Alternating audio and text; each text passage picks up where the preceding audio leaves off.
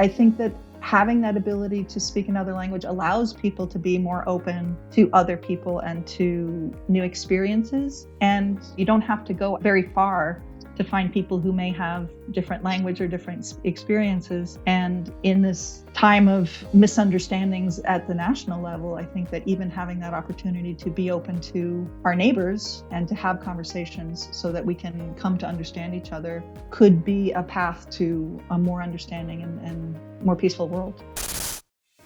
Hi, I'm Nora Jones. Welcome to It's About Language. This podcast connects language and culture to life, learning, and hope. You'll experience insightful conversations with creative leaders in the fields of education, business, arts, and science. My guests shed light on the impact of language and culture on individuals and society as they share their stories and experiences. You'll be informed and inspired as we explore how language and culture make us human and bring hope in the midst of a challenging world. And I'd like to welcome everybody today to this podcast, and especially my guest, Sharla Zwirek. Hi, Sharla. Hi, Nora. How are you? I'm well, thank you. And I'm really glad to be able to talk to you today. Our relationship in the publishing world has been an extraordinary, rich experience for me. And I really appreciate your being here on the podcast to talk about yourself, your insights, as well as some of the aspects of having been in educational publishing. So thanks in advance. Well, thank you for having me. And I'd also like to reflect back to you, Nora, the what I've learned from you over the years. I've learned a tremendous amount about what's happening in classrooms, especially in high schools across the country, in world languages, how teachers are thinking about things, how supervisors are thinking about things, and sort of to keep me on track in terms of what's going to work in classrooms for teachers and students. Well, thank you for saying that, Sharla. So let's start with that then. What have you found that's been especially intriguing to you or potentially new or reaffirm things that you thought you knew, but it was neat to receive an extra boost in that understanding? Reflect on those experiences, please. Well, I think that some of the things that we've worked on where I really appreciated your feedback was when we were choosing third-party material, so short clips from the TV or short films, to really get a sense of, we think this is good. We think that this would be stimulating for teachers and students to learn, but to get a sense for how the larger community may react to certain pieces of content, especially considering, in publishing as we do, we have to consider 50 states and the entire public. So we're publishing for the whole country, and probably other parts of the world as well. I believe Canada also uses quite a few of the materials I've worked on, and American and military schools around the world. But to make sure that we're getting content to students that is intriguing to them, but also going to be um, widely used in classrooms across the country. It's interesting so that there are variations.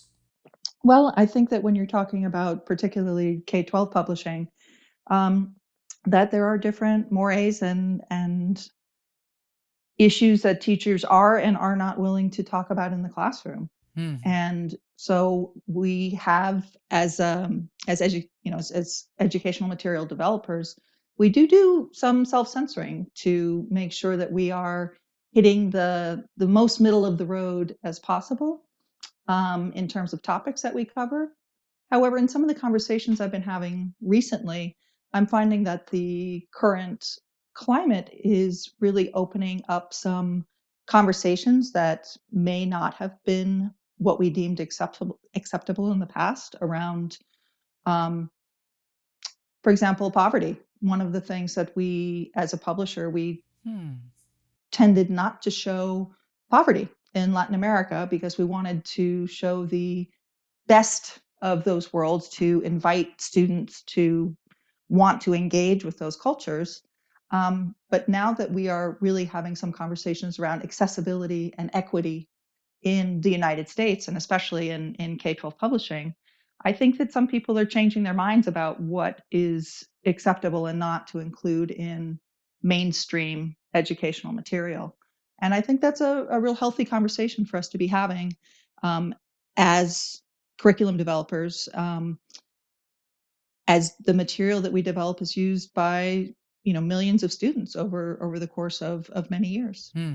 In any case, in terms of materials that I've worked on and the collaborative ventures I've been on, everyone cares most deeply about having high quality, interesting materials for students. So that's never been something that we have shied away from, or we always want the best quality. And there are people on both sides of the spectrum who will be interested or not interested in the product based on what is or what is not included, and try to please everyone in something that is still high interest and meaningful to students, that allow teachers in their classrooms to have the discussions that they and their students are comfortable having, while not compromising the quality of the overall product that one is developing at the time. Quite a balancing act.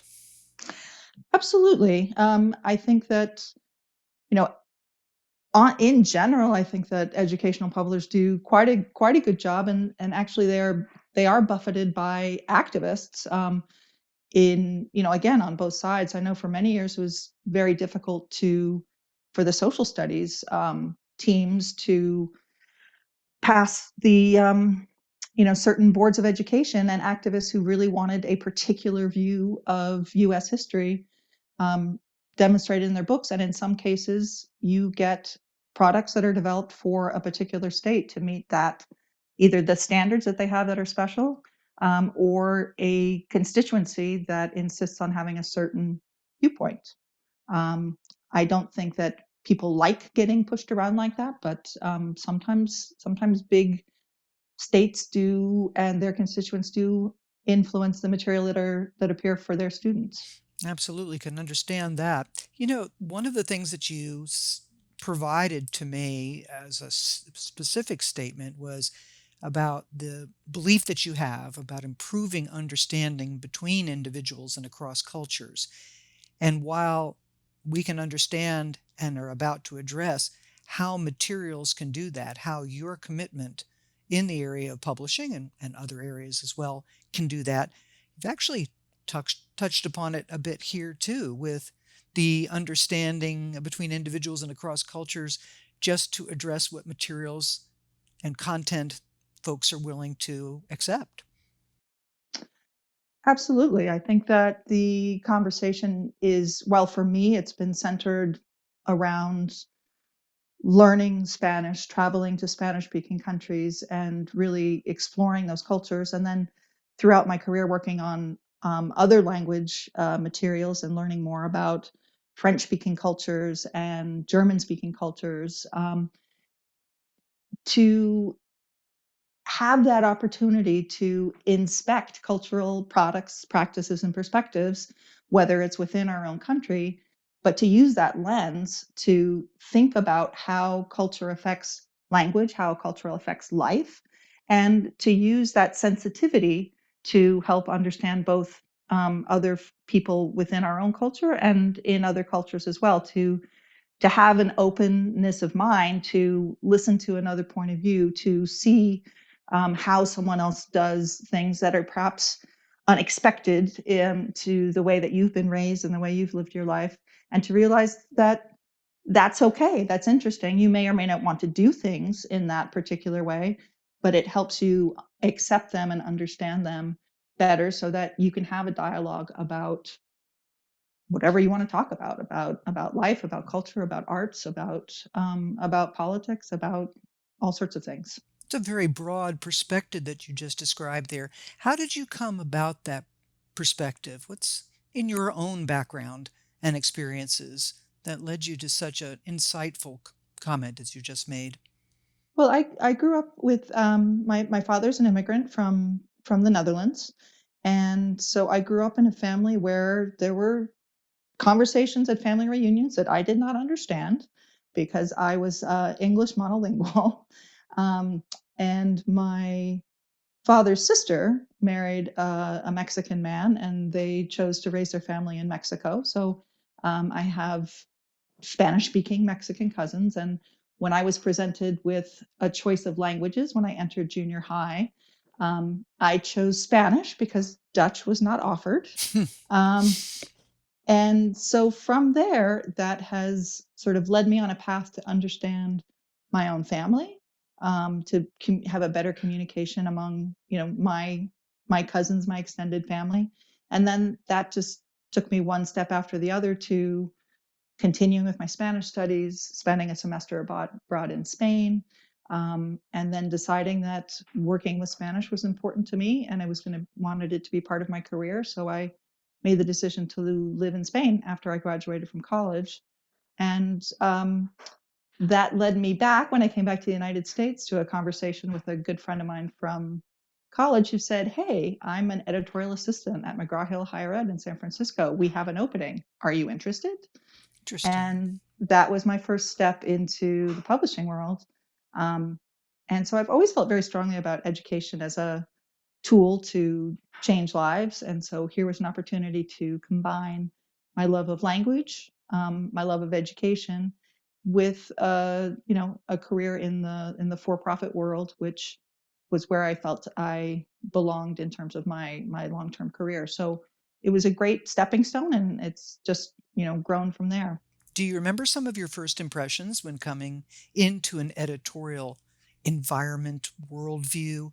Some of the things that struck you as different than anything you had expected? And do you have any insights for others that don't know the publishing world as well? Let's see. I mean, the first item that occurs to me is I was working on a program called Bravo, and it was for the high school Spanish language market. And I recall the photo editor having a list of all of the different types of people that needed to be represented in that textbook. So, and again, we're talking textbook. So I don't think we had a lot of video at that point. We had audio, of course, but not a lot of video. Um, to make sure that when we were doing our photo selection, that we had a certain coverage of all of the different ethnicities of folks in the United States. I think in particular looking at the California standards.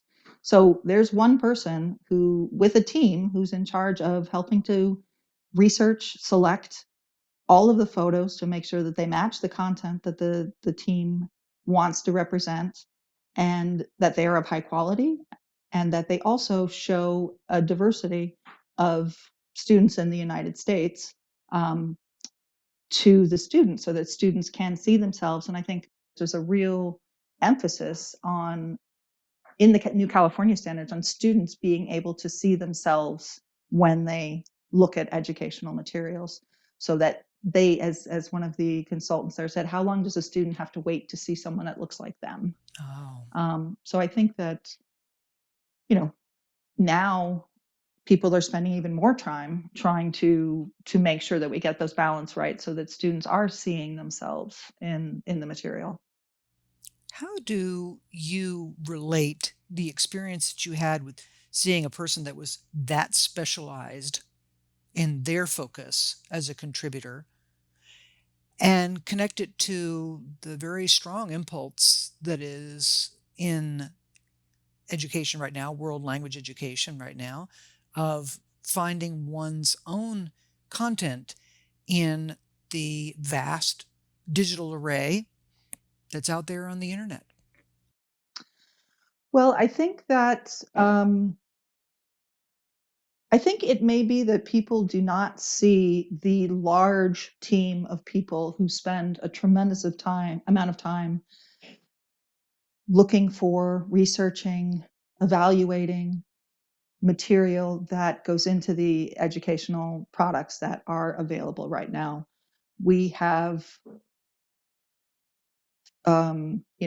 third-party material research who research print, who research audio, who research film. Um, there are content editors, there are writers, authors, there are photo editors, there are rights and permission specialists, there are production specialists, project managers. video specialists, audio specialists, a whole technology team, depending on the product, who are building the product on the technology side. So it may not be as visible to folks that this is a whole group of people who are firmly committed to providing the best material that they possibly can to teachers and students. And I think for the individual teacher who wants to go out and search for his or her own material, I think they quickly find how time consuming it is. Mm. It takes time to find the right audio, video, piece of literature, article on a particular theme that a teacher wants to focus on in the classroom. And then once you found that great piece of material, for a publisher needs to make sure to clear rights to be able to use that in their material. So it's we don't have a way around just making a copy or sending a link. We need to get permission to use that material. And then we need to write all of the scaffolding around it. So what is the vocabulary that the students need to know? What is the grammar they need to know? What are the, how do you get them interested in it? How do you activate prior knowledge? Do the pre-work, before you do this, while you do this, after you do this. And then always thinking about, the ACTFL 5Cs, what are we trying to get students to work on, thinking about the modes of communication, making sure that we're focusing on interpretive, interpersonal, and presentational, as well as scaffolding the material so that students start from more concrete tasks and then move them through more open-ended tasks where they are producing their own material and, as much as possible, leading them to personalize how they respond to particular topics so that they really bring the topic and the information home, and relate it to their own lives. There's been a real push recently in terms of focusing on interculturality. Mm. So getting students to think about their own culture.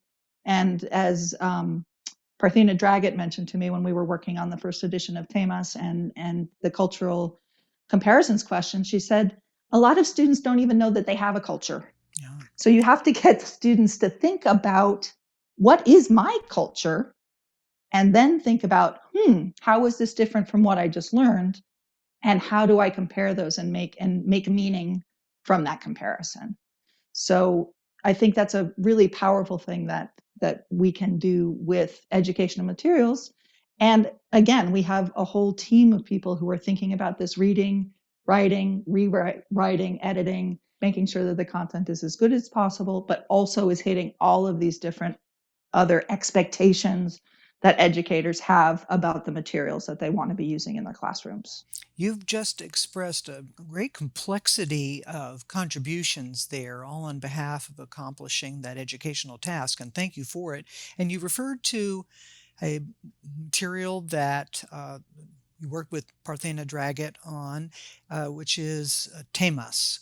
Can you describe a little bit that particular title so that listeners know what you're referring to, but also then broaden it out? What are some of the other languages and language groupings that you've had an opportunity to contribute towards?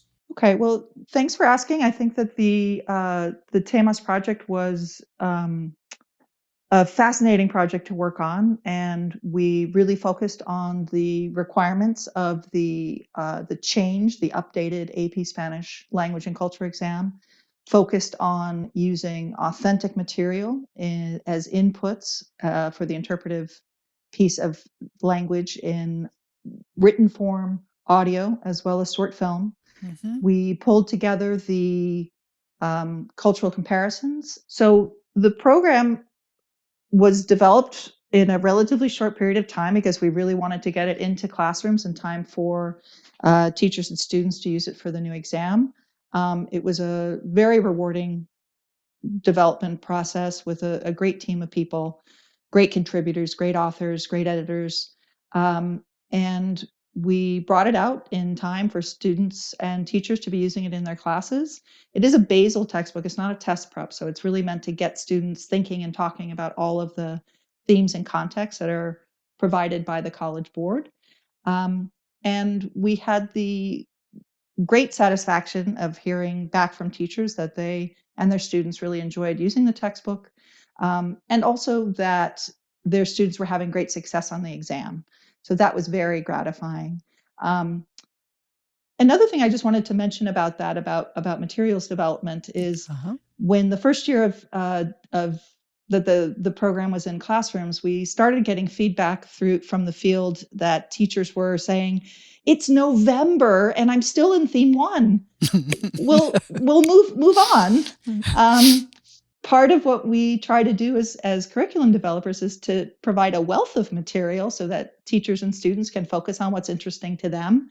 Teachers are teaching the same course over multiple years can go back and forth and choose one thing one year, one another. And especially for AP language students, where it's really a focus on what's happening today, teachers have the freedom to bring in a current event that we couldn't possibly have foreseen 18 months before, and they can focus the conversation of their students on something that really matters to them and what will get students talking. Mm-hmm. So that was a lot of fun, just a great team. Um, so, but that's just one example of the material I've worked on. I've worked on Spanish, French, German, a little bit of Italian. And then I've also been involved in projects for Chinese, and American Sign Language. We were researching a project for learning American Sign Language and or teaching and learning American Sign Language, and I had my eyes open to a culture that exists within the boundaries of the United States that I had very little awareness of, and Interesting. it was fascinating to investigate and learn about the deaf perspective and on how they communicate, learning how American Sign Language is really quite complex, and it has it's a complete language, and it's only was recognized as such fairly recently in the latter half of the 20th century, and how the deaf community has been fighting for their rights for inclusion. So accessibility, inclusion are and equity are topics that are hot in the educational world right now. And Mm-hmm. many of them are the result of deaf activists. And I really encourage people who don't know that much about the deaf community in the United States to spend some time researching it, even just a couple of articles, just to open up your mind to and your hearts to a community that is right next door, and they very much want to be part of our society, and we should be making it available to them. So that was just really Interesting. a great example of the way that working in educational publishing allows me to continue learning every day, and that's something that's always kept me going, is that trying to incorporate the most recent events, whether they're political, artistic um, events. It just keeps you on your toes and interested in investigating the world around us, so that we can bring that in and provide it in a with a with pedagogy that's well scaffolded for teachers and students to use for learning and discussion. I'm going to the word that you used, Sharla, about invisibility. Language and cultural studies. Talk a little bit more. Who else is invisible, potentially, that can be revealed through the study of language and culture? Well, the first thing that occurs to me are speakers of other languages who are in U.S. schools. I think that there has been a larger push in more recent years to provide programs, but in many states, even when I lived in California, there was a proposition that said that the schools needed to be English only. And I think that does a disservice to a large number of students, because they aren't learning English in the same way that English speaking households are in the United States. And they need additional support to learn what we call academic language, so that they understand the directions that are in their textbooks. They understand the directions that their teachers are giving them. Mm-hmm. And also the confidence to be able to communicate in a classroom, an English speaking classroom. So I think that having teachers, especially of uh, well, I guess all students, but I was thinking especially younger students, to make sure that those students have access to the tools that they need to bridge the gap, the language gap between their home culture, their home language, and a school in the United States. Because it's possible, I think that good teachers are going to say, well, I do that, and I bet they do it, but it's possible for teachers with large classes and a lot of demands to perhaps not focus on those children's needs, especially if they're in an area that does not provide some sort of additional support for English learners in those classrooms. And I think we could be missing students who have a lot to contribute to this society, this community, by not giving them the educational opportunities that they deserve. Now, here's a question about, as a person who has been dedicated within the publishing arena for world languages, specifically for these years that you have, what kind of legacy are you looking to leave? Well, I like to think that my legacy it lives in the people I've worked with, especially the more junior staff that I've worked with, that they can, bring what they've learned from me, from my colleagues, and continue to develop um, great materials for teachers and students to be learning every day. Um, I am very proud of the Tamas project. I think that was well, it's sort of my favorite project of all time. So, Uh-huh. and the fact that it was so well received by teachers and students, and the feedback that students get fours and fives when they're in those classrooms really has it makes me feel quite good about it. Yeah, cool. Um, and I just would like people to continue to be curious about your own world, be curious about other worlds, and learn about other people. I think that you gain so many insights into another culture if you speak that language. There's traveling is one thing. Traveling while speaking the language and being able to interact with folks on their own terms in their own language does give you insights that you wouldn't get even if they are speakers of English.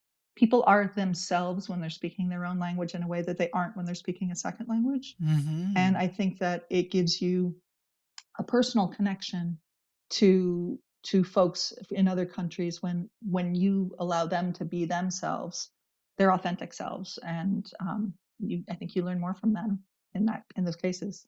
So that sounds like an invitation to those who've been listening to this podcast then. Be curious, be open, huh? Yes, absolutely. That's I started this journey many years ago in junior high with the desire of learning more and connecting and communicating better with my own cousins. But I think that it just as time has grown, as time has passed, it just has grown to include a much wider piece of the world as it does as one grows and matures. I think that having that ability to speak another language allows people to be more open to other people and to new experiences. And sort of to tie it together with something we were saying earlier, is that also, as you don't have to go out very far to find people who may have different language or different experiences. And in this